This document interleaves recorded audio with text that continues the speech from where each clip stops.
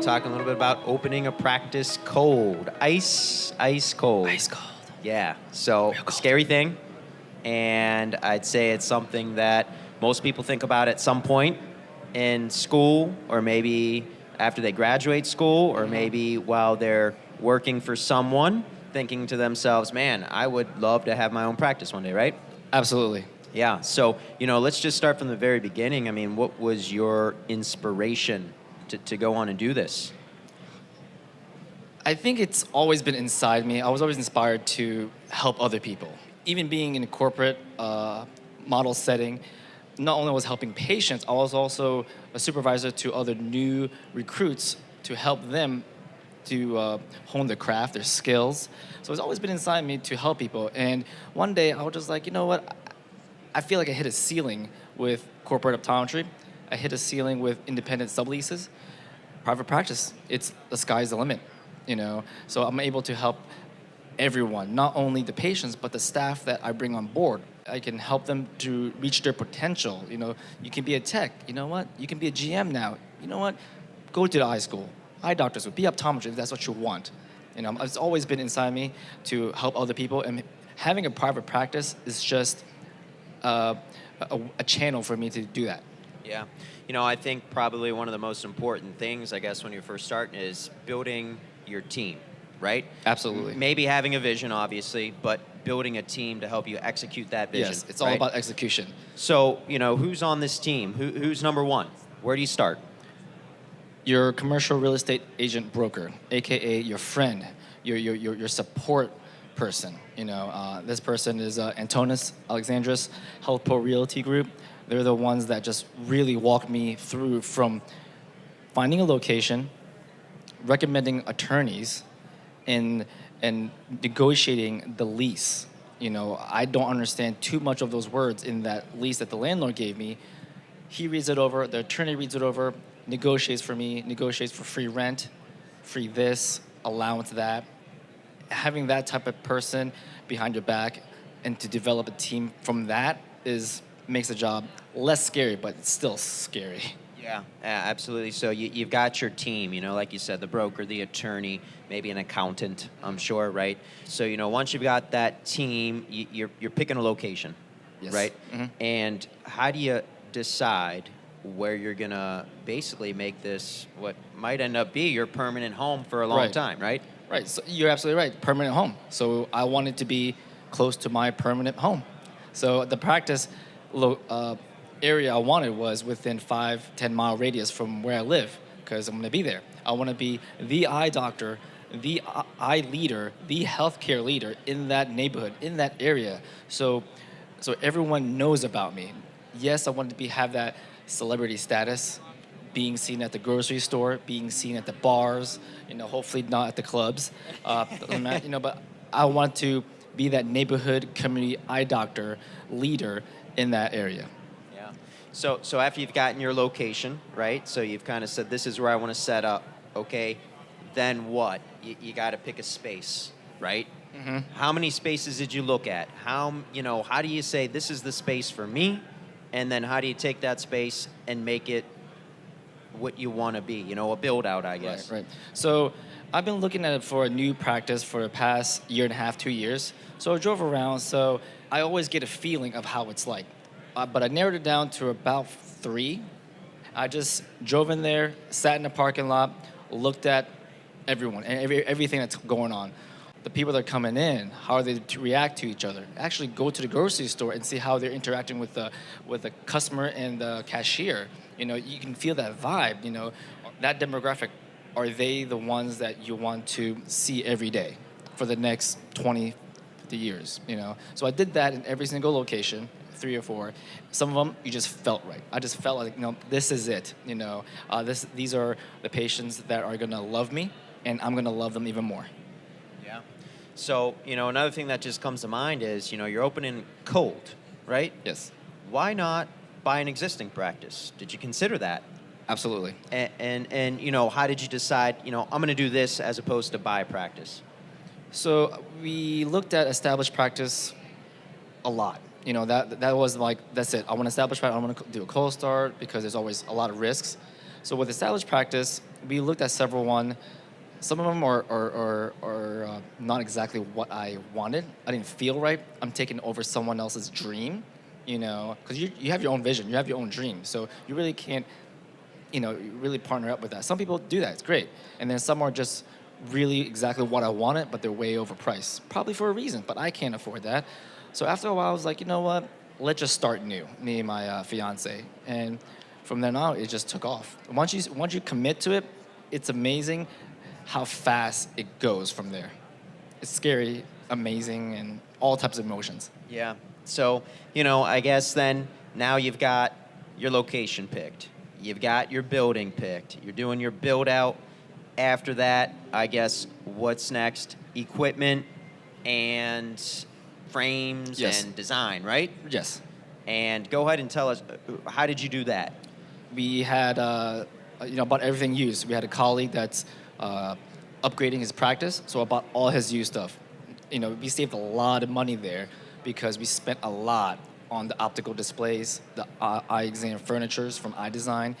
That's the face of our practice, so we're not gonna cheap that part. Most important is automated phoropter, that get the wow factor, and also along with that auto phoropter, next to it is a manual phoropter for me, so I can do rhinoscopy. I still do it.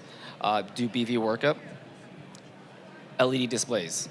Everything has to be modern because I'm a modern person. I want patients coming and like, oh wow, this is cool. And you used eye designs, you said, to design your optical. That's what I went with. They did, not only did they design the layout of where this should be, this optical should be, and they're very nice, really, really easy to work with. But at the end of the day, those equipment is just a complement to your personal skills. I mean, you can have great equipment if you're not passionate, you don't care about the patient, doesn't mean anything. All gear and no game is not a good thing, right? Exactly. Yeah. Yes. Yeah. So, what are you doing now to prepare for that open date? How do you decide? Okay, this is when I'm going to be ready to open the doors, and what are you doing between now and then? So what I'm doing now is I'm working with a marketing team to jumpstart our website optimization, Instagram, like she says, so a lot of social media. Coming soon, just hitting it hard, so people are following me already. So I'm doing a lot of marketing, getting credentialed with vision insurance plans, medical plans. Medical ones take a long time. Yeah. How are you handling the credentialing? Are you using anyone in particular? Or are you doing it all on your own? All on my own. And the way I went about that is I did my independent subleases, so I learned how to do that. Instead of paying for someone that I can actually do it myself, I have this time. I'm still waiting for my build out to finish. So during that time, I'm getting credentialed. It's not that hard. Yeah. So, credentialing is obviously one thing, but what are some other important skills you might have learned maybe from your corporate experience that you're now saying, well, I learned a lot doing that. This is great. Now I'm using it to open my own practice. I mean, is there anything else? Maybe it's clinical skills. Maybe it's a little bit of everything. Right. So what I brought from the corporate experience was leadership skills, because I was one of the supervising, recruiting / coaching doctors. So that brought some leadership skills, and big on business metrics, KPIs, key performance indicators, how to track it. You can be a great doctor, but you still need to understand it is still a business. And working at a retail allowed me to kind of know what the good benchmarks to reach, to pass, and allows me to look at the costs, the balance sheet, really. That's what I learned from the corporate side.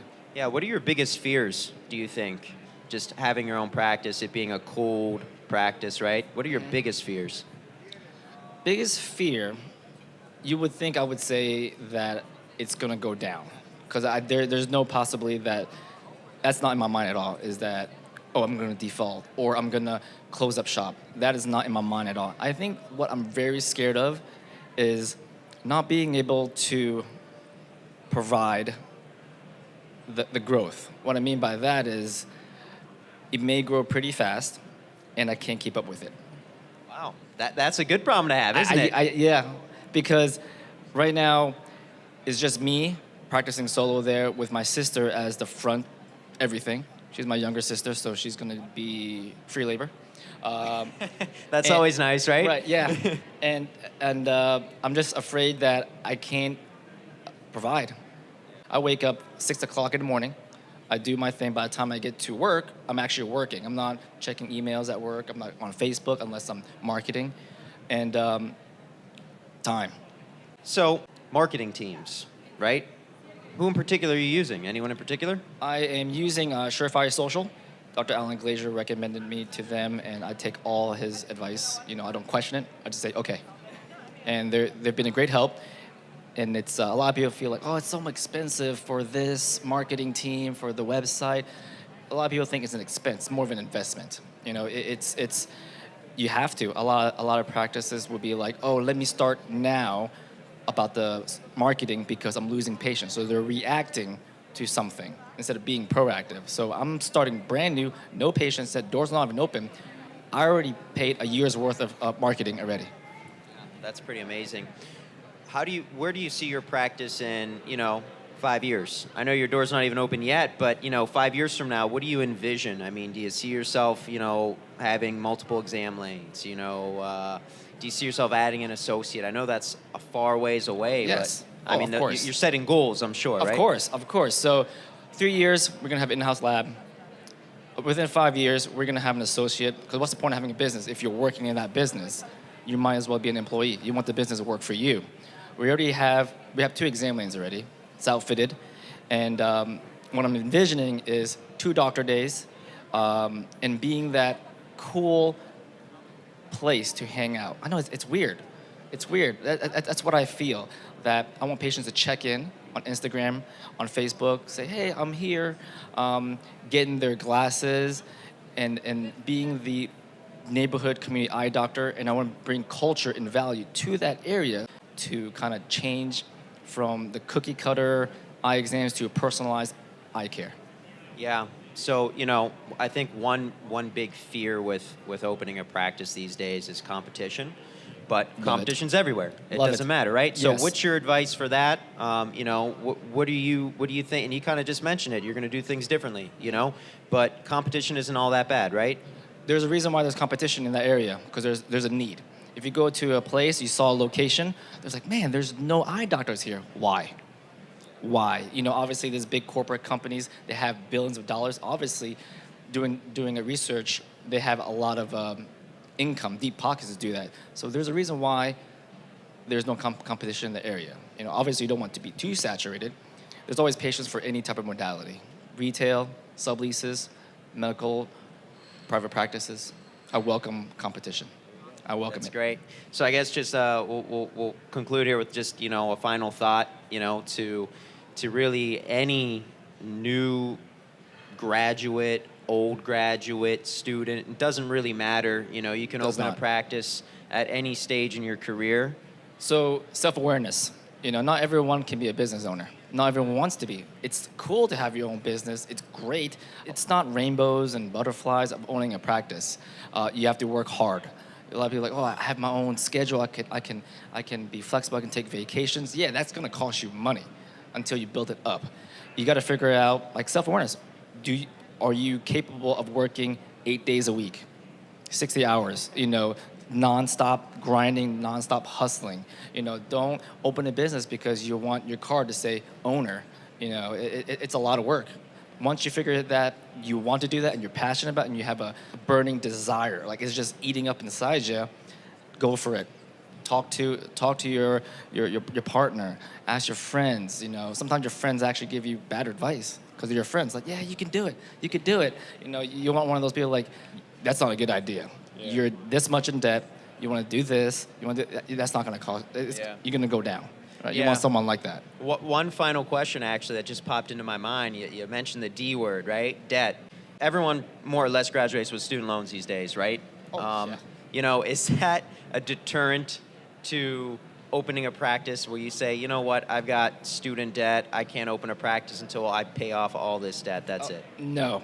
Do not think about that. You can think about it, obviously, but that should not deter you at all. I mean, money you can always make back. You can always make back money. You can never make back the time. you can't put money on your passion, on your desire to provide something that you want to share with the community, with the world. You just can't put value on that. I'm in debt, and I love it. If I'm not in debt, I wouldn't be here. But you just can't put a price tag on. Whether you have debts, you have school debt, mortgage, car loans. Get rid of that car loan if you can. It'll make your job easier, but it shouldn't deter you at all. You're passionate. So follow your passion. Exactly. Can't go wrong. Follow it, but execute it. There you go. I think someone said it best.